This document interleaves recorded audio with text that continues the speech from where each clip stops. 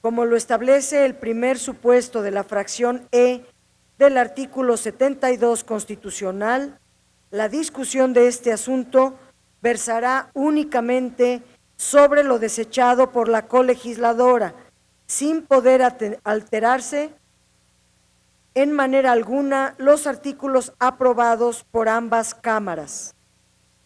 En consecuencia, están a discusión las siguientes porciones normativas. Del artículo 3, los párrafos primero, segundo, tercero, cuarto, quinto, sexto, séptimo, octavo, décimo, décimo primero y décimo segundo. De la fracción segunda, el inciso C, inciso E, primer y segundo párrafo, E, inciso F. De las fracciones quinta, octava, novena y décima, el artículo 31, fracción primera, el artículo 33, fracción 25. Los transitorios, segundo, cuarto, noveno, primer párrafo, décimo primero, décimo cuarto, décimo quinto y décimo sexto. Tiene la palabra la diputada Adela Piña Bernal, hasta por 15 minutos, para fundamentar el dictamen en términos del artículo 230, numeral 2 del reglamento de la Cámara.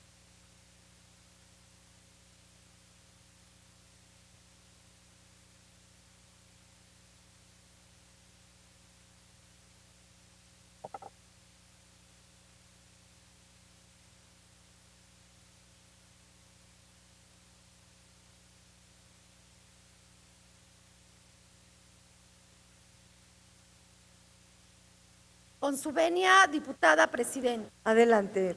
Buenas tardes. Compañeras y compañeros diputados, vengo de nueva cuenta a esta tribuna a presentarles el dictamen de la minuta con proyecto de decreto por el que se reforman, adicionan y derogan diversas disposiciones de los artículos 3, 31 y 73 de la Constitución Política de los Estados Unidos Mexicanos. Como es de su conocimiento, el pasado 30 de abril, el Pleno de la Cámara de Senadores aprobó en lo general, por mayoría calificada de sus miembros presentes, la minuta que nos ocupa. Sin embargo, en la votación de los artículos reservados, no alcanzó la mayoría calificada requerida para la modificación a los preceptos constitucionales que contiene, por lo que se resolvió devolverla a esta Cámara para los efectos constitucionales correspondientes, motivo por el cual nos encontramos aquí. Antes de entrar en materia, quiero agradecer profundamente a cada una de las y los diputados que el pasado 24 de abril acompañaron este esfuerzo. Como lo mencioné en mi posicionamiento de aquel día, desde nuestro punto de vista, esta es la reforma más importante que vayamos a discutir en la presente legislatura, porque creo, como muchos, que la educación es un pilar fundamental para abatir la desigualdad y proporcionar las herramientas necesarias con las que se puede erradicar los desequilibrios que causan la marginación, la exclusión, la discriminación, la violencia y las desigualdades económicas y sociales. La educación debe considerarse como un proyecto formativo de ciudadanas y ciudadanos que aspiren a vivir en libertad, que rompa los círculos de dominación y construya los mecanismos para alcanzar el bienestar de todas y todos. Estamos seguros de que la educación es un medio para desarrollar todas las capacidades humanas con el objetivo de fomentar el progreso económico, social y científico. reafirmamos que la educación es un derecho y no un privilegio. Es un proceso social que debe estar sustentado en un carácter patriótico que nos ayude a recuperar nuestra identidad y conciencia nacional, libre de prejuicios, dotando a sus actores principales, que son las niñas, niños, adolescentes y jóvenes, de un espíritu crítico para comprender su entorno y transformarlo. Enfatizamos la importancia de tener un sistema educativo sustentado en la gratuidad y equidad en todos sus tipos y niveles. Esta visión de la educación es lo que buscamos ratificar el día de hoy ante esta soberanía. Sabemos que las transformaciones, o las grandes transformaciones más bien, no están exentas de fuertes resistencias y de obstáculos que se deben librar.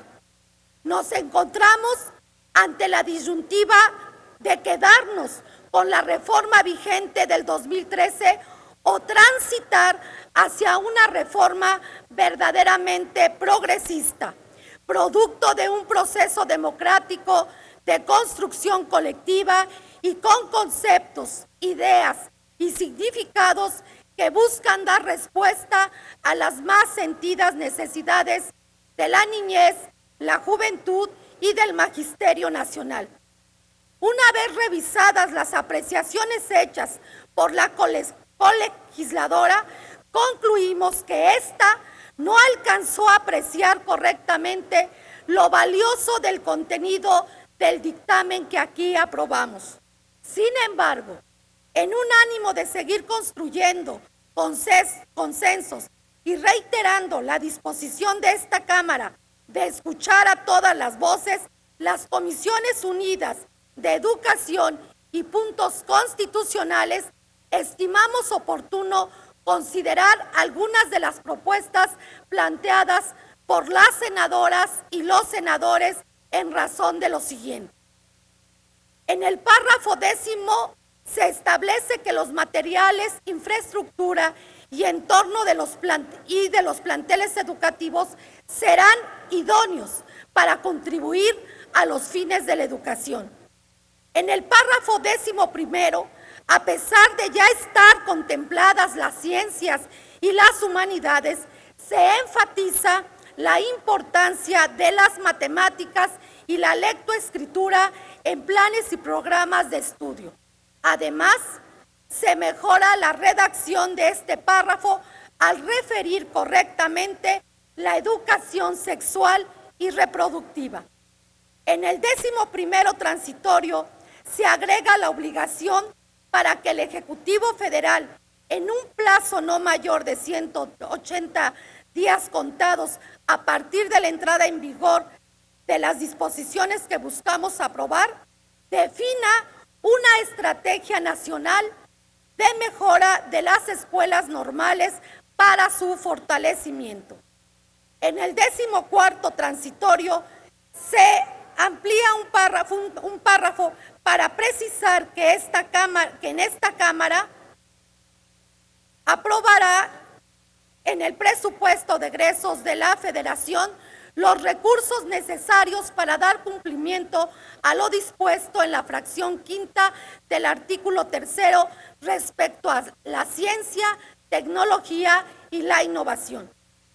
En el 15º transitorio se realizan ajustes a la redacción para establecer con mayor claridad el financiamiento de la educación superior a efecto de cumplir cabalmente con su obligatoriedad. Y finalmente, en el 16º transitorio se precisa que prevalecerá la rectoría del Estado acorde con el párrafo 2º del artículo 3º. Por otra parte, en lo relativo a las demás propuestas de las senadores y senadoras, consideramos que no abonan al espíritu de los acuerdos alcanzados con todos los actores sociales involucrados en el proceso educativo y que aquí en esta soberanía han sido siempre escuchados. Como se puede notar, compañeras y compañeros, en nosotros no cesa el ánimo de seguir escuchando a todos los actores y de seguir construyendo los acuerdos necesarios en un ambiente democrático y de diálogo en pro de la educación. Por ello, ratificamos los argumentos del por qué debe ser aprobado de nueva cuenta este dictamen con las precisiones antes señaladas. Argumentamos que pueden resumirse en los siguientes puntos. Esta reforma abroga la Ley de Servicio Profesional Docente, misma que es la originaria de los mayores agravios al magisterio y en la que se funda todo el proceso de las evaluaciones punitivas.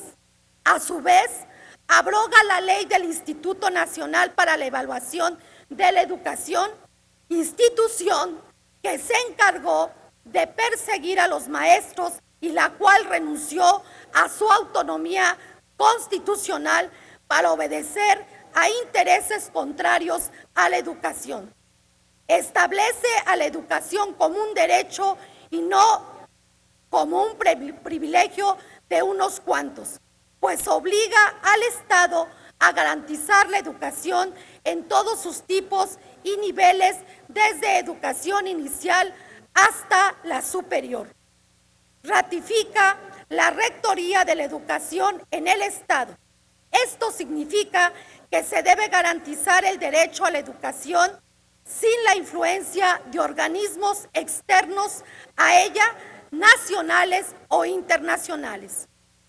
La educación se basará en el respeto irrestricto a los derechos humanos, con un enfoque de perspectiva de género y la cultura de paz, tan necesarias para poder combatir desde la escuela la terrible violencia que azota a nuestra nación.